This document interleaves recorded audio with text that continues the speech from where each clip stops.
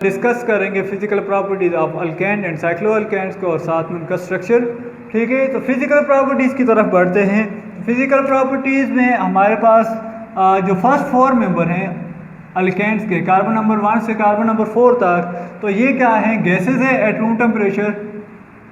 ठीक है, और इसके अलावा कार्बन नंबर 4 से कार्बन नंबर 17 तक जो हैं ये लिक्विड्स हैं, कलरलेस लिक्विड्स। और इसके बाद जितने भी 17 से जो हायर हैं वो कितने हैं, कार्बन नंबर 18 से जितने भी हायर हैं वो क्या हैं, सॉलिड्स हैं, वैक्सी सॉलिड्स। ठीक है, तो ये जो है इनके फिजिकल फेज के किस फेज में ये एग्जिस्ट करेंगे। और इसी तरह से हम बढ़ते हैं दूसरा इनके मेल्टिंग एंड बॉइलिंग पॉइंट की तरफ। तो जो दूसरी इनकी प्रॉपर्टी है physical melting and boiling point, तो मेल्टिंग एंड बॉइलिंग पॉइंट जो है वो इंक्रीज़ होता है जब नंबर ऑफ कार्बन एटम जो है वो इंक्रीज़ होते जाते हैं, या दूसरे लफ्ज़ों में ये कह लें कि जब उनका मॉलिक्यूलर वेट जो है वो इंक्रीज़ होगा तो इनका मेल्टिंग एंड बॉइलिंग पॉइंट क्या हो जाएगा, इंक्रीज़ होगा। ठीक है, फिर तो दूसरा है कि इनसी में मेल्टिंग एंड बॉइलिंग पॉइंट में लेट्स सपोज अगर आपके पास दो सेम आपके पास ऐसा कंपाउंड है जिनका मॉलिक्यूलर वेट जो है वो सेम है लेकिन स्ट्रक्चर डिफरेंट है, एक जो है वो स्ट्रेट चेन है, दूसरा जो है ब्रांच चेन है।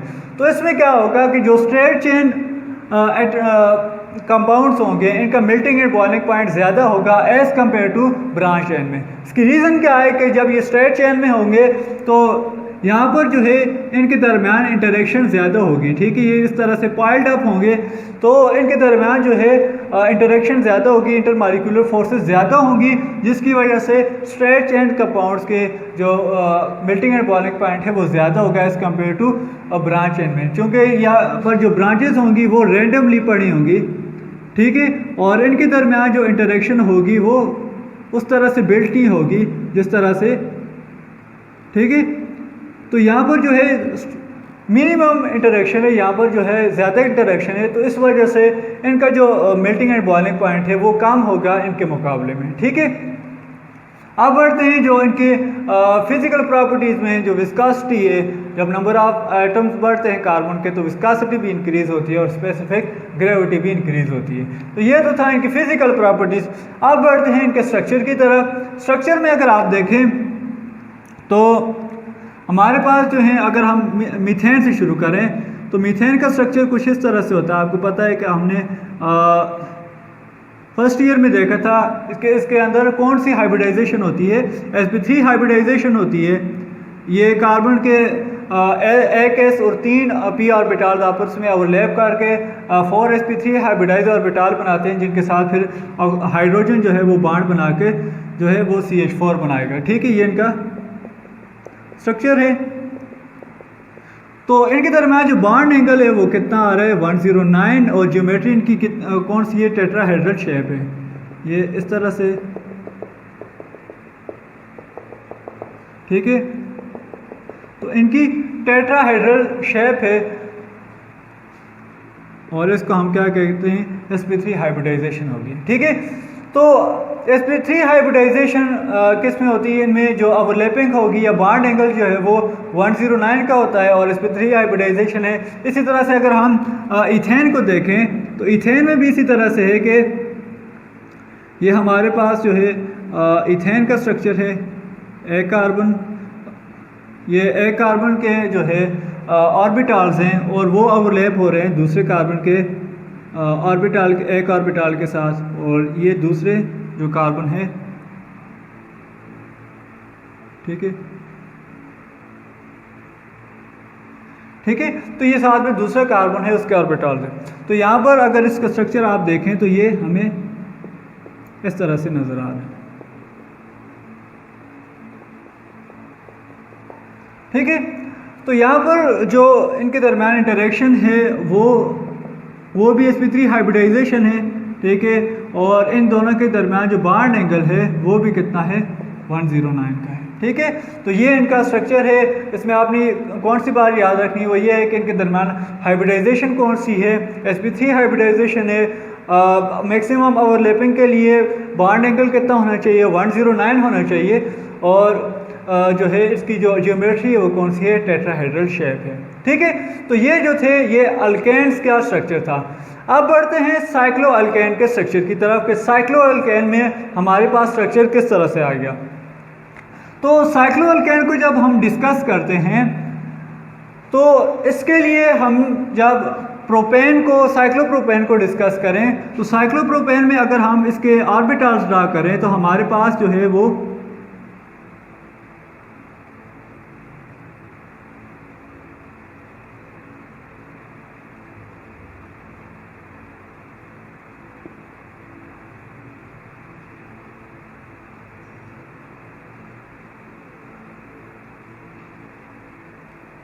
ठीक है, हमारे पास इस तरह से ऑर्बिटल बनेंगे। अब देखें जो हमारे पास इनके दरमियान जो बॉन्ड एंगल बन रहा है वो कितना बन रहा है, 60 का बन रहा है। ठीक है, अब हमने इधर ही पढ़ा है अल्केन के केस में कि मैक्सिमम ओवरलैपिंग के लिए ऑर्बिटल्स के दरमियान कितना बॉन्ड एंगल होने चाहिए, 109 का होना चाहिए। और इस साइक्लोप्रोपेन में जो है बॉन्ड एंगल कितना आ रहा है, 60 आ रहा है।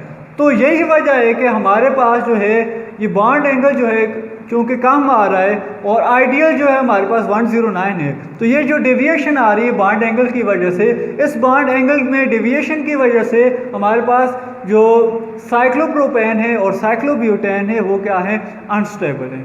ठीक है, और इस डेविएशन को हम क्या कहते हैं, एंगल स्ट्रेन। क्या होता है, जो डेविएशन आती है बॉन्ड एंगल की फ्रॉम नॉर्मल टेट्राहेड्रल एंगल, तो इसको हम क्या कहते हैं, एंगल स्ट्रेन कहते हैं। ठीक है, नॉर्मल क्या है 109 है और इसके अंदर बॉन्ड एंगल कौन सा है, 60 है और ये अबाउट आपके पास 49 जो है वो एंगल स्ट्रेन आ रहा है। तो जितना ज़्यादा डेविएशन होगी उतना ही ज़्यादा एंगल स्ट्रेन होगा और उतना ही वो स्ट्रक्चर क्या होगा, अनस्टेबल होगा।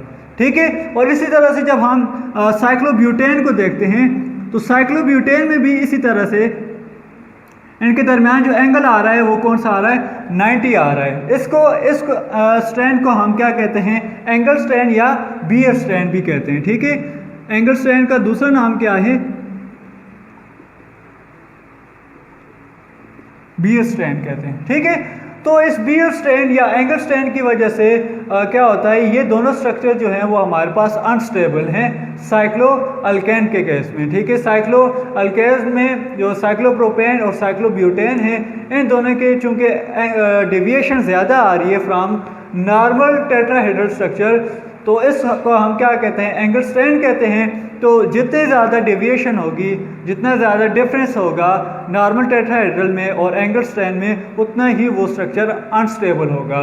तो इसमें जो डेविएशन आ रही है वो अबाउट 49 डिग्री की आ रही है और इसमें अबाउट जो है वो 19 की आ रही है। तो चूँकि इसमें डेविएशन कम आ रही है तो इसीलिए साइक्लोप्रोपेन के मुकाबले में साइक्लोब्यूटेन जो है वो ज़्यादा स्टेबल है। या आप दूसरे लफ्ज़ों में ये कह सकते हैं कि साइक्लोप्रोपेन जो है वो ज़्यादा अनस्टेबल है तमाम रिंग स्ट्रक्चर में, चूँकि इनके दरमियान एंगल डेविएशन या एंगल स्ट्रेन या बीएफ स्ट्रेन जो है वो ज़्यादा आ रही है। तो ये जो था स्ट्रक्चर था साइक्लो अल्केन और अल्केन्स का।